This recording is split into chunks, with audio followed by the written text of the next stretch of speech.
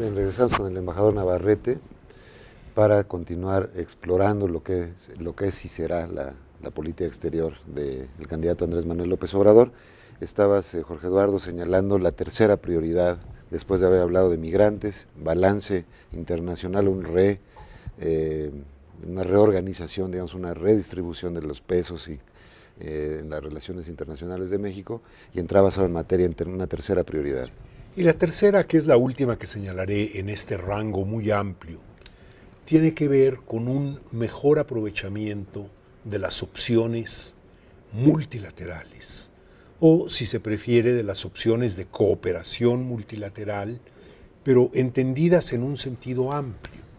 No solo las cuestiones que tradicionalmente se enfocan en el área económica, industrial, tecnológica, financiera, sino también las cuestiones políticas, las cuestiones culturales, todo este complejo de fenómenos que tiende a denominarse el poder suave de los países. Muy importante. Y que tienen en el multilateral un ámbito privilegiado, que México ha sabido aprovechar en periodos pasados de manera particularmente destacada.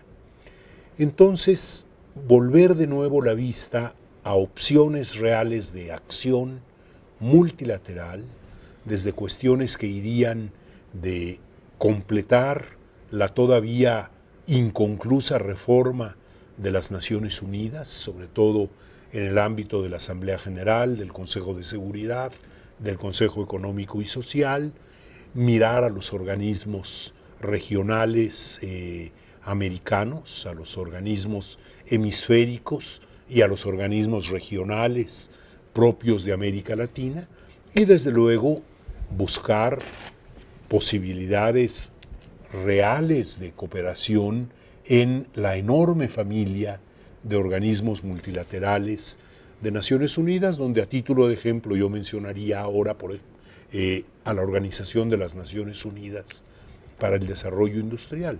Si por razones internas México va a restablecer, como lo haría con el gobierno de López Obrador, una política industrial importante, tendría que buscar el trabajo, el apoyo, la colaboración con el organismo de Naciones Unidas especializado en el desarrollo industrial para abrir avenidas más amplias que facilitaran el esfuerzo. Porque en el fondo, pensando ya en objetivos, el más amplio y el más importante es o conseguir que la acción internacional del país sea un estímulo, un factor adicional muy importante para conseguir los objetivos propios del desarrollo nacional. Con dinamismo, con la celeridad necesaria, anticiparnos a acontecimientos, no solo reaccionar, sino tener políticas propositivas, pero que los principios son una orientación muy importante y que es bueno que los tengamos ahí para guiar o para ayudarnos a orientar mejor las acciones de política exterior. Son principios que han venido cambiando en el tiempo en su interpretación. Cuando ahora se habla de no intervención, por ejemplo, ya nadie está pensando en el concepto de no intervención de los años 50 o de los años 60. Está pensando en un concepto moderno de no intervención que, desde luego, reconoce la legitimidad de preocupaciones globales, por ejemplo, en materia de derechos humanos, pero al mismo tiempo pide y se esfuerza porque sea una preocupación objetiva, equilibrada, sin dobles estándares ni dobles lenguajes, como por desgracia en ocasiones ha ocurrido. Entonces son estos elementos los que nos dan una especie, está muy de moda la palabra, una especie de blindaje en nuestra acción internacional. Por un lado, el no renunciar a los enfoques defensivos cuando estos resulten necesarios, y por otro, el tener siempre en mente los principios constitucionales establecidos para la política exterior de México. Déjame transmitir una preocupación un poco desviándonos del orden que yo mismo propuse, pero hay un par de cosas que sí me preocupan y las campañas son una buena oportunidad para visitar este tipo de temas, aunque sea de manera intelectual. Una de ellas es, estamos asistiendo en este momento en el mundo a una recomposición del balance del poder vertiginosa verdaderamente. Sí.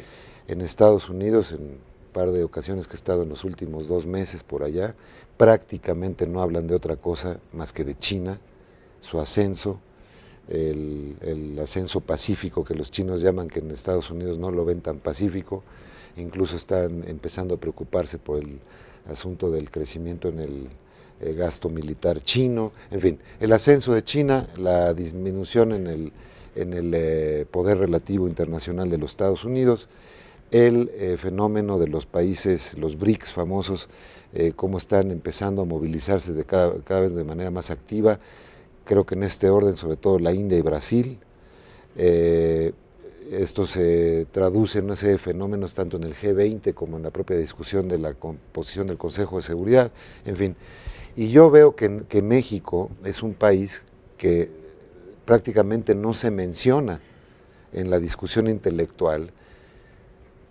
Si acaso cuando se le menciona es para decir, sería uno de esos países que tendría el potencial para ser parte de esa discusión de la nueva reconfiguración del poder mundial, pero no estamos.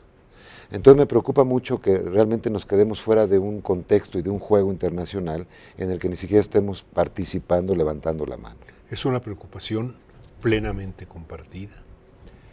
Yo me la explico como el efecto de una concentración indebida y excesiva en prioridades equivocadas por un lado y no muy claras por otro, pero cuando hablo de énfasis en lo multilateral, es un poco recuperar para México un espacio en este tipo de cuestiones. La reconfiguración de los polos de poder en el mundo se está dando muy aceleradamente, como bien dijiste. Las reacciones de los países se están dando con una claridad meridiana. ¿Qué quiere cada quien? Sabemos el giro hacia el Pacífico de la política exterior estadounidense, anunciado por la secretaria Clinton en el célebre artículo de Foreign Affairs a finales del año pasado, llamado The American Pacific Century. La Unión Europea, dentro de sus enormes dificultades, está también tratando de preservar sus espacios y de rediseñar sus relaciones con las potencias en ascenso. El BRICS me ha preocupado un poco el que no han tenido la oportunidad de llegar a acuerdos que uno hubiera pensado que serían sencillos. Un muy breve ejemplo. En este momento está por definirse el nuevo presidente del Banco Mundial. BRICS podría haberse puesto de acuerdo en un candidato de los países emergentes que tuviera alguna oportunidad de competir con el candidato propuesto por Estados Unidos. Así como se dijo en Cartagena que la Cumbre de las Américas habría sido la última sin Cuba, se habría dicho que en el Banco Mundial ya se había llegado al final de la época en que Estados Unidos designa libremente a su presidente del mismo modo que Europa designa al director gerente del FMI. Incluso hasta por las cuotas han variado. Pues estamos viendo que desafortunadamente no. No se respetan y ahí las cuotas. Un problema es que el BRICS no pudo ponerse de acuerdo y a pesar de que José Antonio Campos se retiró, no se manifestó un acuerdo en favor de la candidata de Nigeria, la ministra de Finanzas de Nigeria, cuyo nombre no me atrevo a pronunciar porque es complicado, pero finalmente uno de los del BRICS, Rusia, anuncia su apoyo al candidato estadounidense y ya un poco se acaba la historia y se queda para la siguiente vez. De modo que esto demuestra que no es una es una situación llena de tensiones, pero muy fluida, en la que las cosas están cambiando a gran velocidad. con mucha rapidez. Sí. Bueno, vamos a hacer un segundo corte y regresamos con el embajador Jorge Eduardo Navarrete en unos minutos. A Porfirio Díaz, que gobernara México a finales del siglo XIX y principios del XX, se le atribuye la frase "pobre de México, tan lejos de Dios y tan cerca de Estados Unidos".